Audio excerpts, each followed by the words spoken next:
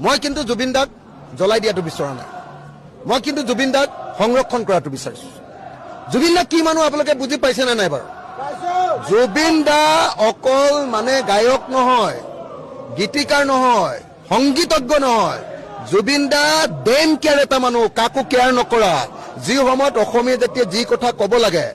chief minister আছে care নকৰে তেওঁ এণ্টি এষ্টাব্লিছমেণ্ট এটা মানুহ লগুণ দাক ছিঙি দিম এনেকে কোৱা মানুহ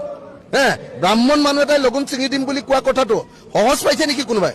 তেওঁ বৰ্ণবাদত বিশ্বাস নকৰা মানুহ চব জাতি সেইকাৰণে কৈছিলে মোৰ কোনো জাতি নাই মোৰ কোনো ধৰ্ম নাই মই কাঞ্চনজংঘা মই মুক্ত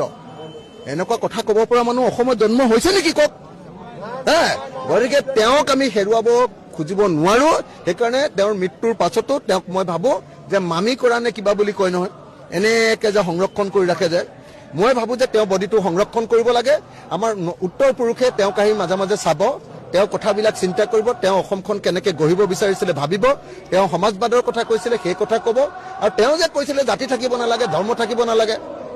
চব মানুহ আমি সমান এইটো কথা সকলোৱে মানি ল'ব লাগে তেতিয়াহে আমি জুবিন গাৰ্গক ভাল পোৱাটো বুজাব